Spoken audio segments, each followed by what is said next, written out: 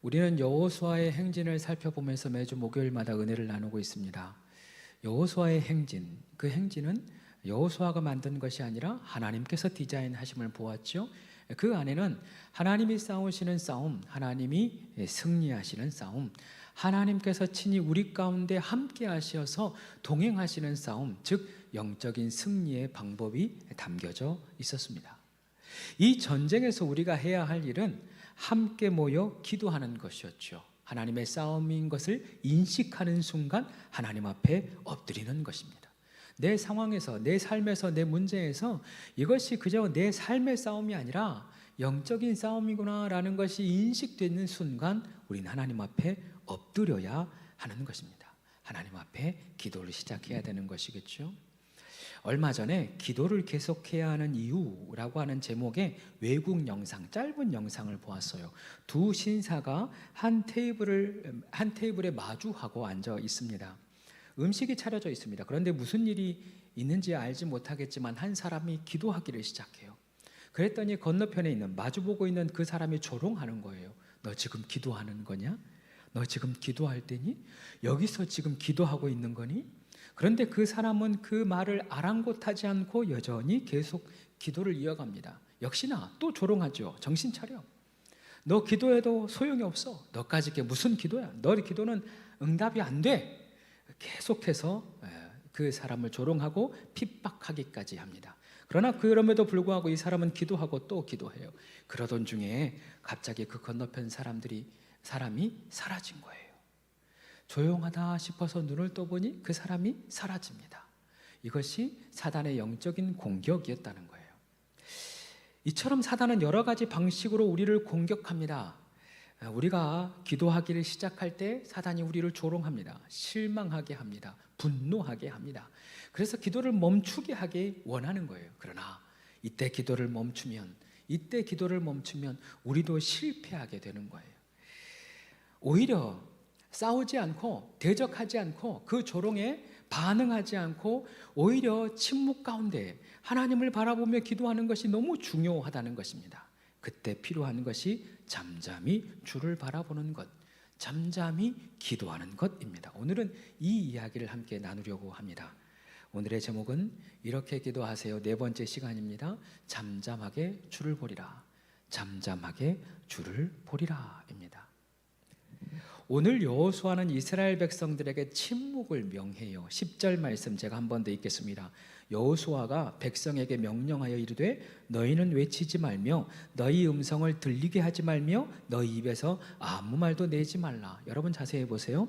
외치지 말라, 음성을 들리게 하지 말라, 아무 말도 하지 말라. 똑같은 말이에요. 소리 내지 마라, 아무 소리 하지 마라, 즉 입을 다물어라, 그런 의미겠죠. 이 의미가 의미는 같은데 그 문장만 다르게 해서 3번 동안 반복하는 것입니다. 그게 중요하다는 거겠죠. 참 재미있는 것이 성경을 가만히 살펴보면 하나님이 침묵을 명하시지는 않았어요. 하나님이 이 백성을 조용하게 하라라고 하지는 않았어요. 이 침묵의 명령은 여호수아가 직접 백성에게 한 것입니다. 이유가 있어요. 여호수아가 이 말로 인하여서 뼈아픈 실패를 경험한 적이 있습니다. 그가 젊은 날에 11명의 정탐꾼과 함께 가나안을 정탐해요. 정탐을 마치고 돌아와서 자신과 갈렙이 그 땅이 실제로 젖과 꿀이 흐르는 땅이다, 너무 좋은 땅이다, 과연 하나님이 주시는 땅이다, 하나님께 감사하고 선포합니다. 그러나 나머지 10명의 정탐꾼이 그러지 않았어요. 그 안에 가나안 족속이 있고 거인들이 있다, 그들에 비하면 우리가 메뚜기와 같다, 이제 우리가 밥이다, 죽게 생겼다, 슬피 울며 원망합니다. 바로 이때 하나님께서 유명한 말씀을 하세요. 내가 내 귀에 들린 대로 그대로 행하리라. 그래서 그때에 죽겠다 했으니 40년 광야를 방황하면서 그때 있었던 1세대가 다 죽는 것입니다. 죽겠다 하지 말고 그래서 조금 느리게 하라 그랬잖아요. 죽게 있다 이렇게 하라 그랬잖아요. 여호수아는 지금 이 행진에 원망과 불평이 생길 것을 미리 알았어요. 그것을 염려하고 또 그것을 걱정하면서 오히려 이것을 반전시키기 원해서 침묵을 선포하는 것입니다. 또다시 같은 실수를 반복하지 않으려고 침묵을 선포하는 거예요.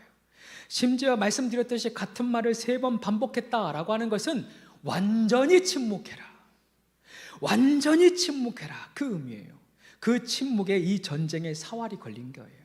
내 입술을 지키는 것에 내 영적인 전쟁의 승패가 달려있다는 것입니다. 우리도 마찬가지입니다. 내 안에 누군가를 향한 부정적인 생각과 감정과 판단이 있을 수 있죠. 더불어 하나님을 향하여서 하나님을 향한 원망과 불평이 생길 때가 분명히 있지요. 그때 어떻게 해야 되느냐? 입을 다물고 아무 말도 하지 말고 소리도 내지 말라. 그저 침묵하고 그저 침묵하라. 이것이 오늘의 메시지인 것입니다. 그렇다고 해서 모든 시간에 침묵하라는 건 아니에요. 성경에는 다 때가 있대요. 그러니까 싸워야 될 때가 있고 싸우지 않아야 될 때가 있는 것이고, 칼을 들어야 될 때가 있고 칼을 내려놓아야 할 때가 있는 것입니다. 침묵해야 될 때가 있고 외쳐야 할 때가 있는 것입니다. 중요한 것은 그 때를 분별하는 거예요. 화낼 때 화내야지, 그렇지 않을 때 화내는 것은 문제가 있죠. 언젠가 저희 가족에서 제 단점이 뭔가를 질문하는 시간이 있었어요. 왜 이런 질문을 했는지는 모르겠어요. 뭔가 잘해보고 싶었나 봐요, 제가. 그 아이들이 저의 단점을 이야기하는데 제 단점 한 가지가 있었어요. 아무 일도 아닌데 화를 낸다. 둘 다 그렇게 저에게 너무 웃는 거 아닙니까, 여러분? 저는 그동안 한 번도 그렇게 생각해 본 적이 없어요. 저는 반드시 합당한 일에 합당한 일로 인하여서 화를 낸다고 생각했는데 아이들은 아니래요. 갑자기 화를 낸대요. 아무 일 아닌 것에 화를 낸답니다. 그것이 우리 아이들에게는 상처가 되는 거예요. 저만 그런 듯이 바라보고 있는데 여러분 집에 가서 다 물어봐요. 여러분도 똑같을 거예요. 별것 아닌 것에 화를 낸단 말이죠. 가나안을 정탐한 이스라엘 백성들이 마찬가지예요. 가나안 땅에 아낙 자손이 있었어요. 1대1로 싸우면 지는 게 맞아요. 적어도 그 사람들의 생각에는 그것이 맞아요. 그것이 옳다고 생각이 되는 거예요. 지금의 상황이 말이 안 된다. 지금의 상황이 하나님이 실수하신 것이다. 지금의 상황이 하나님이 우리를 죽이려 하는 것이다 라고 하는 나의 생각, 나의 판단, 내 감정이 옳다고 생각할 그때가 가장 위험해요. 내 감정이 앞서고 내 감정이 옳다고 생각이 될 때, 그때 그것을 멈추지 않고 폭발할 때 실수하게 되는 거예요. 우리는 언제 침묵해야 되는가? 언제 침묵해야 되는가? 내 생각이 앞설 때, 내 생각이 맞다고 생각될 때, 그때 침묵해야 하는 것입니다. 이유가 있어요. 감정이 올라오면, 감정이 우리 안에 발생이 되어지면 정상적인 사고가 불가능해집니다. 사람의 마음이 또 생각이 참 신기한 것이, 마음이 어려우면 그때서부터 지난날 받았던 은혜가 사라져요. 분명히 은혜를 받았거든요. 분명히 하나님의 사랑을 받았어요. 하나님께서 주신 말씀도 있어요. 그러나 내 마음이 불편하고 내 마음이 분노가 생겨나면 그 은혜가 완전히 사라집니다. 분명히 감사할 것이 훨씬 많은데 내 안에 부정적인 감정이 일어나는 순간 정상적인 사고가 멈추어지고 그 안에 불평과 분노만 가득해지는 거예요. 거기에만 집중하게 되는 거예요. 이찬수 목사님께서 설교하시는데 이런 얘기 하더래요. 본인이 때로 흥분해서 설교할 때 말실수할 때가 있답니다. 그래서 그 말실수 하나 가지고 집요하게 공격하는 분들이 많대요. 목사님이 그러면 이것을 잘 참아내야 되는데 그러지 못할 때가 너무 많이 있는 거예요. 실제로 문자하고 메일을 보낸대요. 목사님이 그러면 안 된다고, 큰 교회 목사님이면 다냐고, 그런 막 메일을 보낸대요. 그러면 어떻게 하느냐? 집에 가서 잔대요. 집에 가서 그냥 주무신대요. 이유가 무엇입니까? 실수할까 봐. 실수할까 봐.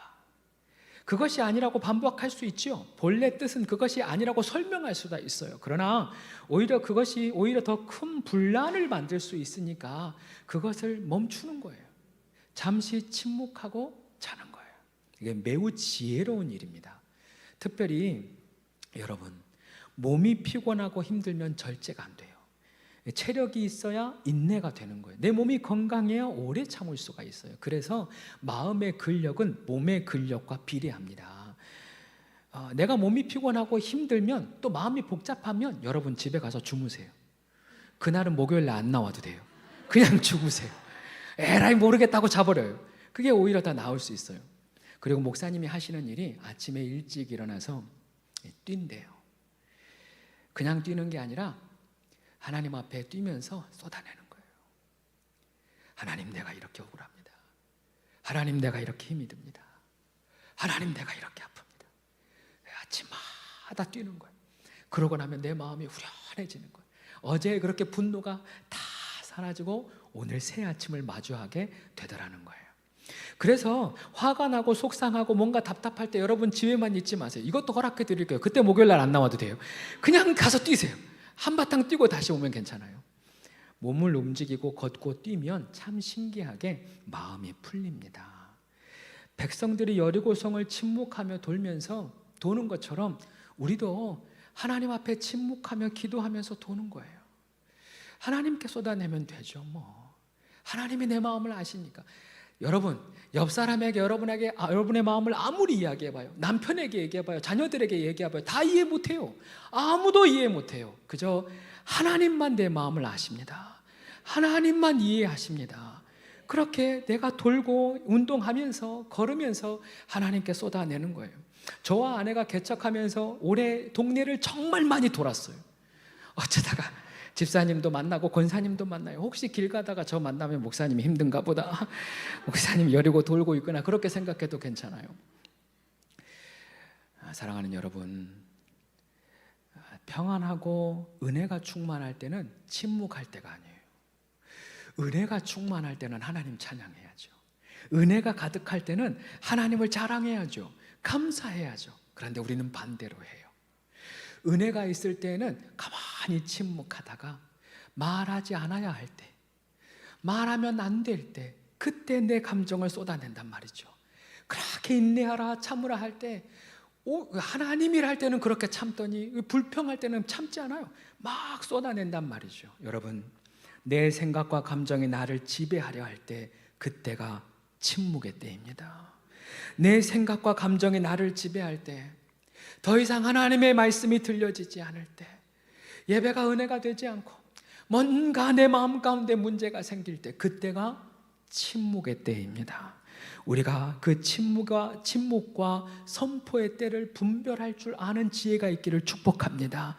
하나님의 때에 하나님께 맞는 침묵을 할 수 있는 우리 모두가 되기를 축복합니다. 자, 그렇다면 침묵의 방법은 무엇인가? 이게 중요하겠죠. 그저 침묵하라니까 말 안 하고 꾹 닫고 있으면 되는 것인가? 그렇지는 않습니다. 꼭 침묵하라고 하니까 기도할 때 가만히 입 다물고 하시는 분들 계세요. 늘 말씀드리지만 기도할 때는 여러분 소리 내서 해야 돼요. 말로 하는 게, 문장으로 하는 게 가장 좋습니다. 왜냐하면 입을 다물고 있는 순간 내 생각 주님 아시지라고 하는 게 아니에요. 주님이 내가 딴 생각하는 거 다 알아요. 주님이 내가 다른 생각하는 거 진짜 잘 아세요. 그런데 내가 다른 생각하지 않기 위해서라도 내 입술을 열어서 기도해야 돼요. 오늘의 침묵은 그와 다른 침묵입니다. 침묵의 목적과 방법을 가장 잘 표현한 말씀이 있어요. 시편 61편 1절입니다. 들어보십시오. 나의 영혼이 잠잠히 하나님만 바라며 나의 구원이 그에게서 나오는도다. 나의 구원이 하나님께 있으니까, 내 삶의 문제 해결이 하나님께 있으니까, 내 마음을 풀어줄 수 있는 분이 하나님밖에 없으니까 잠잠히, 그러니까 침묵하면서 무엇을 하느냐? 하나님만 바라며, 하나님만 바라며. 이것이 침묵의 방법이라는 것입니다. 침묵은 내 내면의 소리에 집중하는 것이 아니라 잠잠히 하나님께 집중하는 것입니다. 내 내면의 소리를 계속 듣고 있는 것이 아니라 그 소리를 멈추어내고 잠잠히 하나님을 바라보는 거예요. 과거에, 요즘에도 많이 하는 걸 봤습니다만, 고요 속의 외침이라는 게임이 있어요. 두 사람이 마주보고 있는데 헤드셋으로 시끄러운 음악을 틀어놓습니다. 그러다 보니까 상대방이 무슨 말을 하는지 잘 몰라요. 한 사람이 문제를 내고 한 사람이 맞춥니다. 서로 소리를 질러요. 잘 안 들리니까 이 사람은 이렇게 소리 지르고 이 사람은 이렇게 소리를 지르고 난리가 납니다. 그런데 우리 안에도 저마다의 내면의 소리가 있어요. 이 내면의 부정적인 외침이 점점 커질 때 상대방의 말이 그대로 안 들립니다. 분명히 상대방이 좋은 말 하는데 저 사람 나 욕하는 것 같아. 분명히 저 사람이 칭찬하는 말인데 저 사람 나 탓하는 것 같은데, 손가락질 하는 것 같은데, 이런 부정적인 마음이 든다는 말이죠. 내 안에 이미 여러 가지 상처의 소리가 있다는 증거입니다. 내 마음에 뭔가 복잡한 소리가 있다는 증거예요. 그래서 그 소리가 커지면 커질수록 부부간에, 자녀들 간에, 교우들 간에 소통이 원활하게 되어지지 않는 거예요. 영적인 것도 마찬가지입니다. 우리 안에 하나님의 말씀을 듣지 못하게 하는 내면의 불편함이 있어요. 내 기도는 왜 응답이 안 되지? 말씀을 들어도 왜 나는 말씀대로 잘 안 되지? 교회를 열심히 섬겨도 무슨 소용이 있지? 그런 내면의 소리가 점점 커지면 하나님의 말씀, 그러니까 이 설교의 말씀이 들리지 않는 거예요. 내면의 소리가 내 귀에 계속 울려지니까 하나님의 말씀이 안 들리는 거예요. 저도 그럴 때가 있어요. 때로는 분노가, 때로는 억울함이, 때로는 슬픔이 제 안에서 아우성칠 때가 분명히 있죠.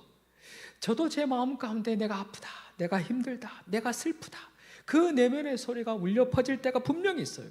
바로 그때 이 말씀을 붙드는 거예요. 내 영혼이 잠잠히 하나님만 바라봅니다.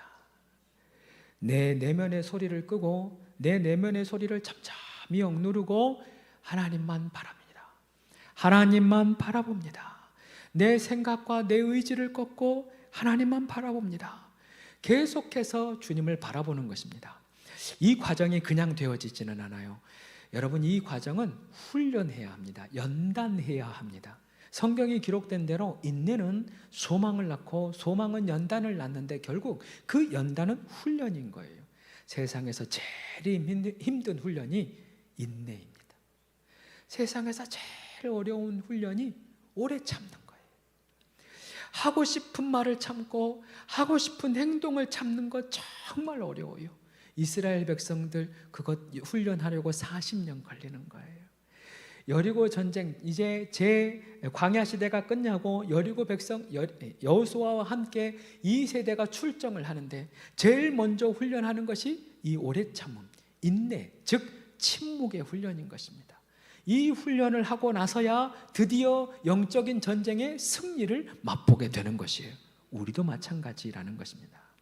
우리가 하나님 앞에서 침묵할 수 있을 때, 하나님께서 원하시는 것을 따라 나아가며 나를 연단하고 인내하고 오래 참음의 훈련을 완성되어질 때 여러분의 모든 인생의 영적인 승리가 비로소 이루어질 줄로 믿습니다. 한 걸음 더 나아가서 제가 생각해 봤어요. 백성들이 걸으면서 뭘 봤을까? 여러분, 행군해 봤어요? 군대 가면 행군, 물론 여자분들은 안 해봤겠지만 행군을 해보면 정말 아무 생각이 안 들어요. 처음에는 빨리 끝나겠지, 언제 얼마나 가야 되나 하는데 한참 걷다 보면 생각이 안 들어요. 그저 앞사람 발만 보고 걷게 되거든요. 여리고성 행진하면서 뭘 봤을까? 백성들이 어디를 주목했을까? 그게 갑자기 궁금했어요. 여리고성을 도는데 성을 보고 있노라면 마음이 답답해져요. 하루를 돌고 이틀을 돌고 3일을 돌았는데 안 무너지니까 성을 보고 돌면 답답하다. 이걸 기억해야 돼요. 두 번째, 여호수아를 봐도 화가 나요. 모세 봐요. 모세는 지팡이 내밀었더니 홍해가 갈라져 버려요.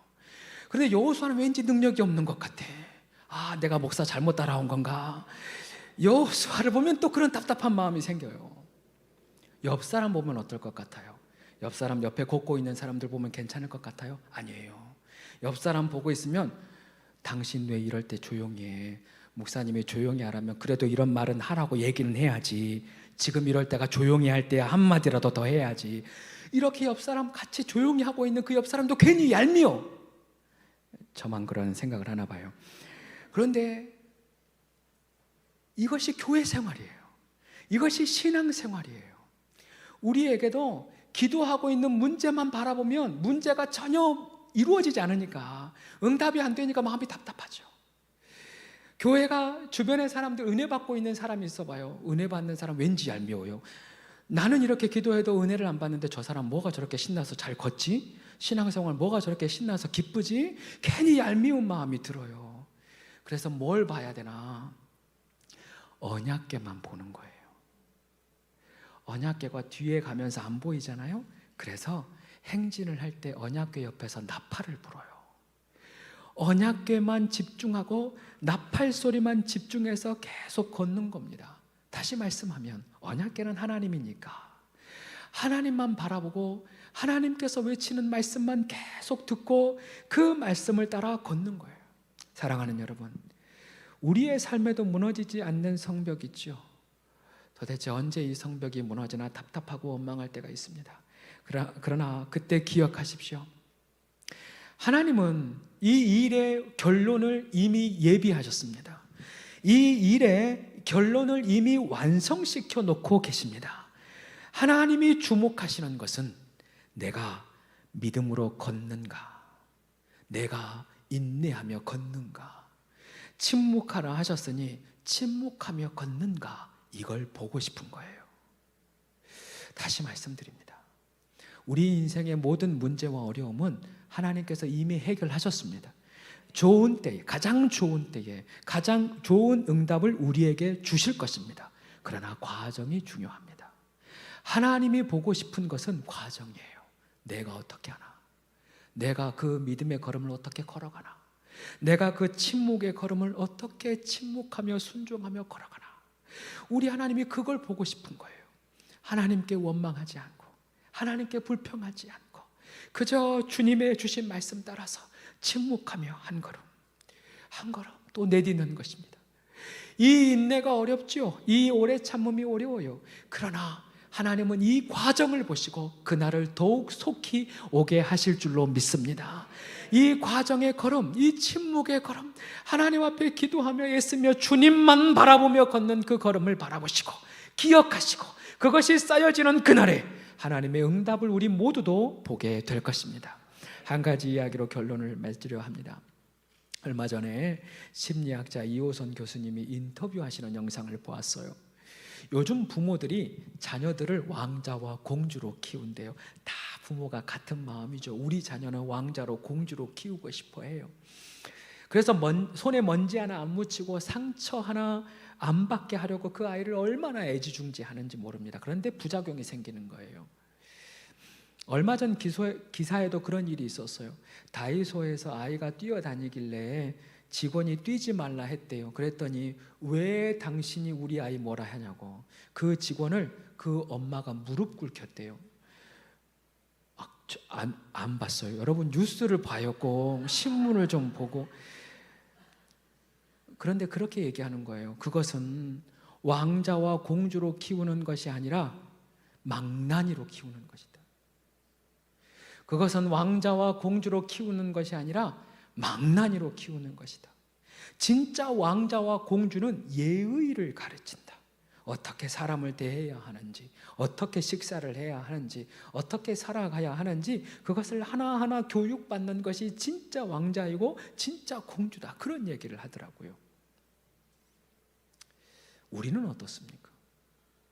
우리는 하나님의 자녀잖아요. 하나님의 자녀로서 나는 어떤 훈련을 받고 있는가? 내가 하나님의 자녀니까 내 마음대로 살아야지. 내가 하나님의 자녀의 권세를 가졌으니까 내 마음대로 살아도 되겠지. 나는 회개하면 되니까 내 마음대로 살아도 되겠지. 망나니로 사는 거예요. 하나님은 자녀된 우리를 향하여 결코 망나니로 키우지 않습니다. 그래서 우리가 행여나 망나니로 살아갈 때에 그 즈음에 문제 하나씩을 던져줘요.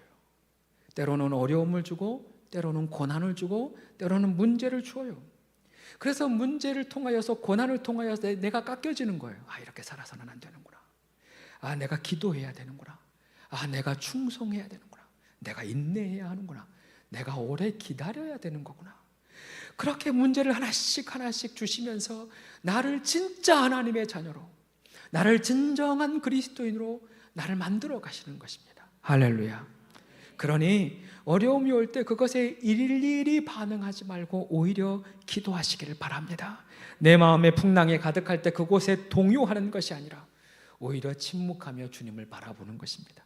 내 안에 불평과 원망과 부정적인 감정이 소용돌이칠 때 오히려 상황과 곁에 있는 그 누군가를 쳐다보지 말고 눈을 들어 하나님을 바라보는 것입니다. 오랜 옛말에 침묵은 금이라는데 생각할수록 맞아요. 침묵은 금이라지요. 여러분, 주님이 나를 단련하시면 내가 정금같이 나온다고 했어요. 자, 그렇다면 주님이 단련하신 도구, 즉 내가 정금과 같이 되어지는 도구 중에 하나가 침묵인 거예요. 그 침묵으로 나를 연단하여 내가 정금과 같이 나올 수 있는 것입니다. 사랑하는 여러분, 오래 참는 우리가 되길 원합니다. 인내하는 우리가 되기를 원합니다. 내 안에 불평과 원망 쏟아내지 말고 주님 앞에 침묵할 수 있는 우리가 되기를 소망합니다.